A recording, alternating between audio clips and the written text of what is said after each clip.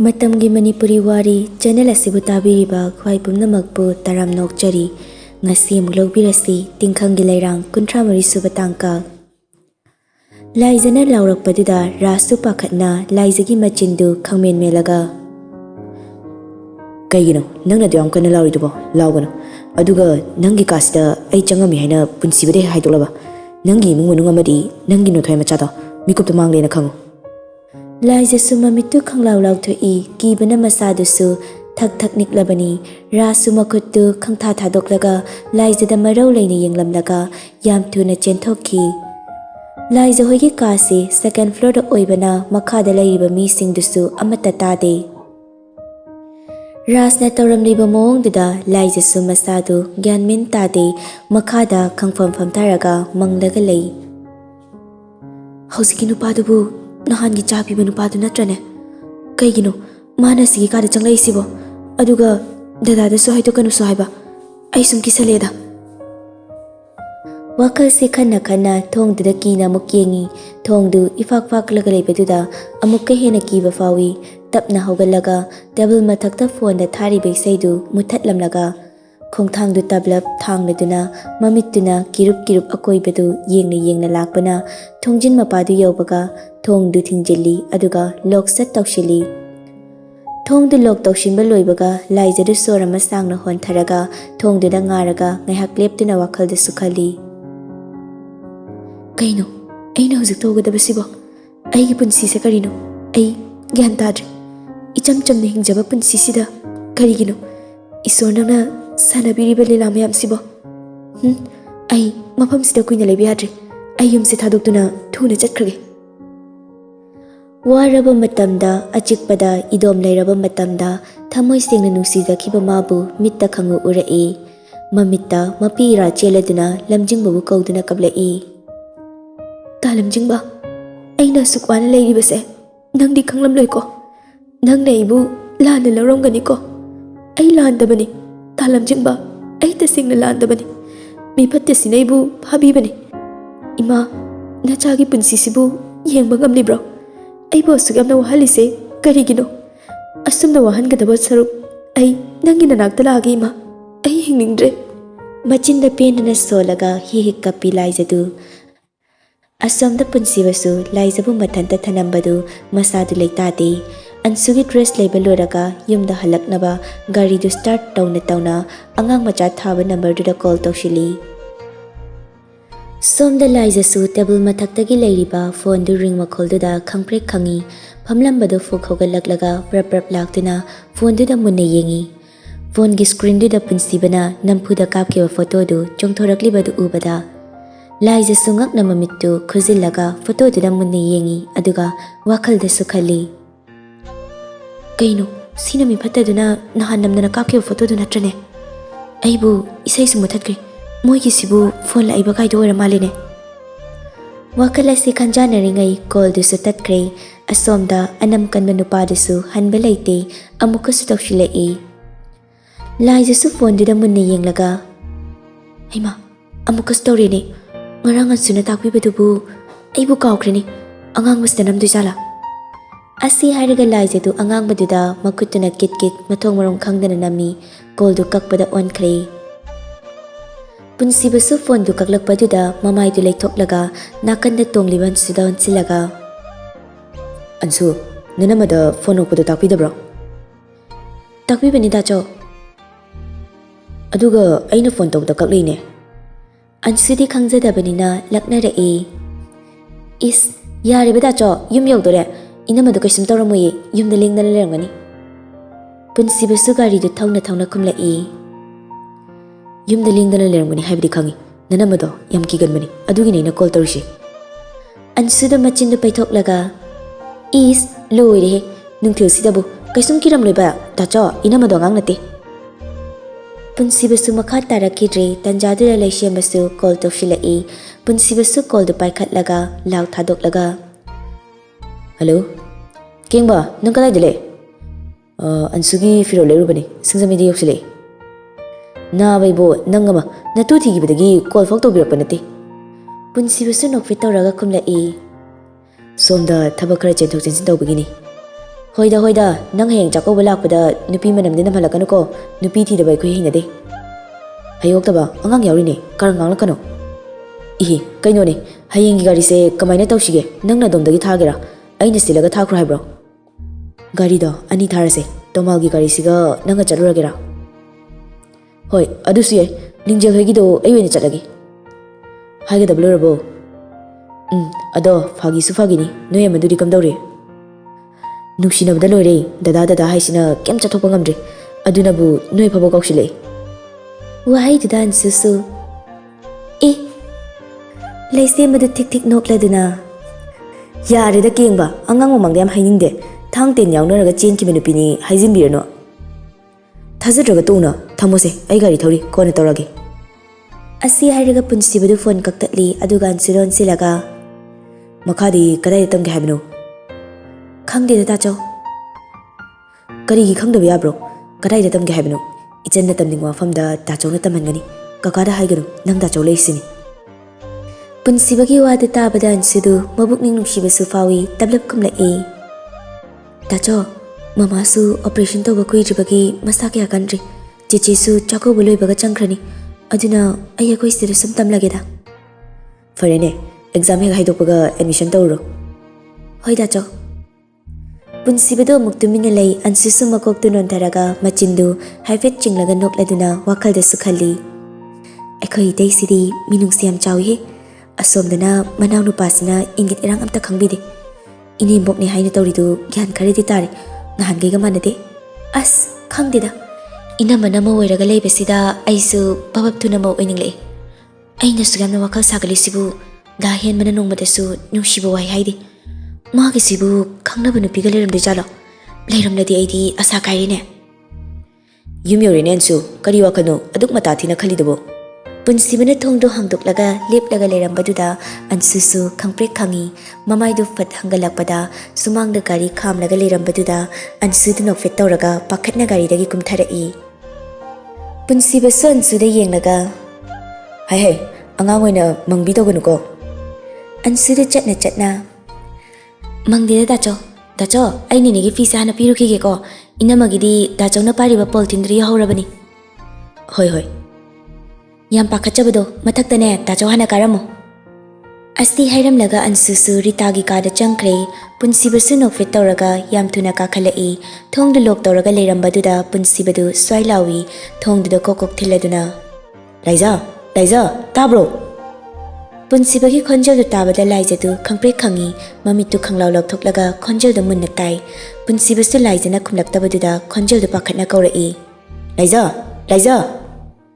Laijasu punsibu irambaduda tafing chenthorakduna thongda sat hangi punsibasu laijagi mai thongda munni yenglaga. Kaidorage, thonglorise kaigino. Laijasu kemta tawdaba saraga tablapna khumlai. Kastawde ansudi. Makhada ninegi kada fipi bachangkibani. Laijadu makha taramdana mamaidu fatlai thoklaga prap changkre punsibasu laijagi matungda sum inarai laijasu famungduda kakhatlaga mamaidu walomda onthoktuna laikre. Punsibasu famung machiduda tapna famtharaklaga firolga pungchai charaga lehorise kaigino nang asagi kaidorubano. Laijasu tablapna khumlai. Tapchingena tawrambani ai tumthore ansu karaga thapminaragi. Punsibasu polthindu famung mathakta thamlaga se nangisu fi ma leirakpani hayeng innaba.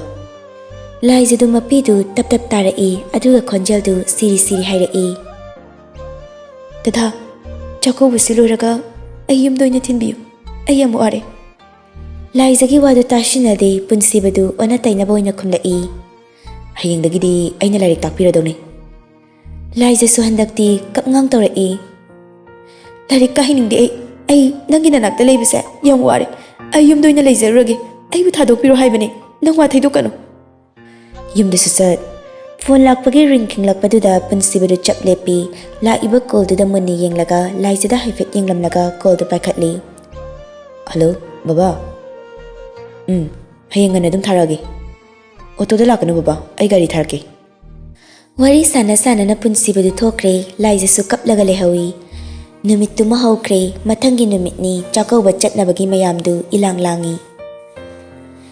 Laizatu loisinba loiraduna hatu hatu changlai punsibasu loisinba loiraduna sofada famlaga leirami Laizasu punsibada hanna yengde punsibana leibiba khunguptu tongshinaba laknaringai punsibadu laizagi manakta changsilaklaga chapleplaga Ngasaidagi kadai leirubano Laizasu mamaido hangatlaktabi khumlai Ninigi kada kirubani Phone leirise nangna painabani Kaastagi thoke khaladi phone paraga chappa yadabro Laizasu haugallaklaga painingdabagi paidaba nangi phone sina aigi thamoise pethaba ngamlo Thamoidudi masana petharakadabni phone paraga petharakani haibagi nati punsi chupa nungumna kankhrabasu kashu kaide adubu nangde aigi nakta lengdana leigadabni Laizasu khoshangna khumlai leiba ngamlaroi nangni yadrabasu aina babada wari pumba hori numidang sitnana sagani aduga hayeng ayuk ngana yumda thilangani Laizagi wadu tabada punsibadu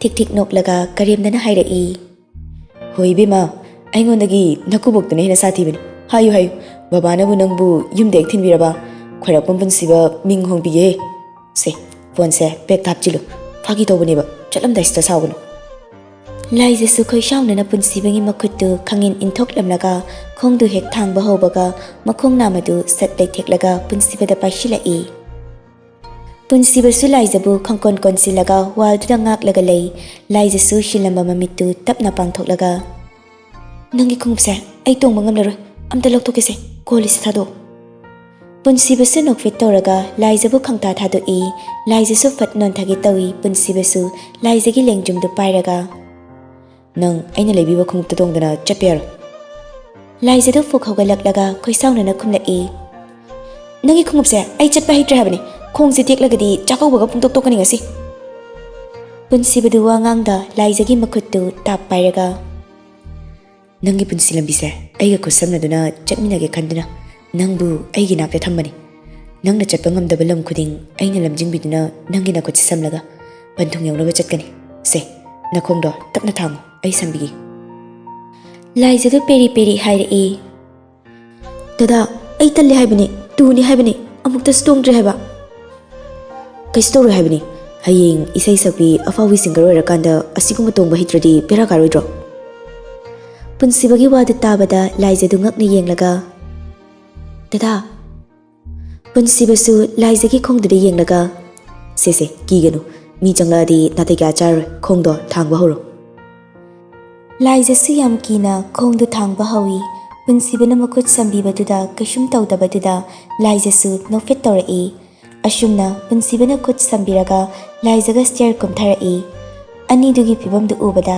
rasidi fet tawramlaga chatkre Ansudu chenkhatlaga Laizagi makut namadu sambirai Ashumna mayai kadu fawba lakminaraga punsibadi thokre Ansuga Laizagadu tapna tapna lakduna sumangda khamliba gariduda kakhatlaklaga Chawba hoigi yumda lakle Chawba hoigi yum yaure mayamdu mari mari changnakre Arangfamna haibagi matung inna Laizadu rasiga loinana sumangda famliba ahal laman singdu khurumba changlai Ahal makhaidu khurumlaga mapa ahum famlibaduda khurumnaba hek famtharakpagada sanahaldu mayaida famlaga leirambaduda Laizasu ingangakna mapadi yenglai Sanahalsu machagi saktamdu ubada mamittagi mapi takiba khangaude Tarakliba mapidu fatfat taithoklaga Ipagi Laiza Rasisu mamittu suglapna sanahalda ngakna yengi Laizasu kapdi kapdi khumlai Papa Arangfam nupaduna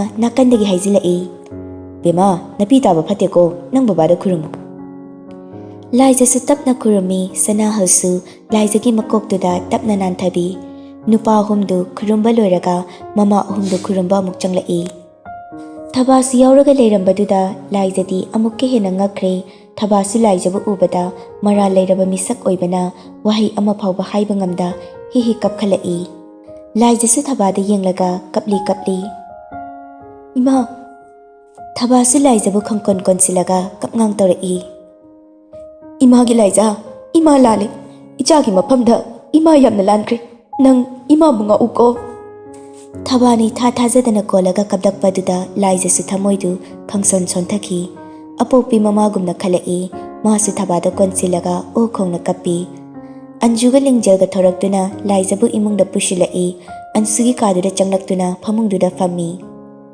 Laiza Dingasi Leiramliba Mayam Si Ubada, Pungak Ngakre, Mapido Sasat Toklaga. Anju, Ekoi Ningthouja, Sayon Bagadi Laktabra. Lae, Nang Kapadum the Tose, I Sayon Bagalintuga Kauruge, Asumka de Hogani. Asi Haraga Anjudu, Tapping Chentokre, Laiza Sulingjel on Silaklaga, Kapli Harai.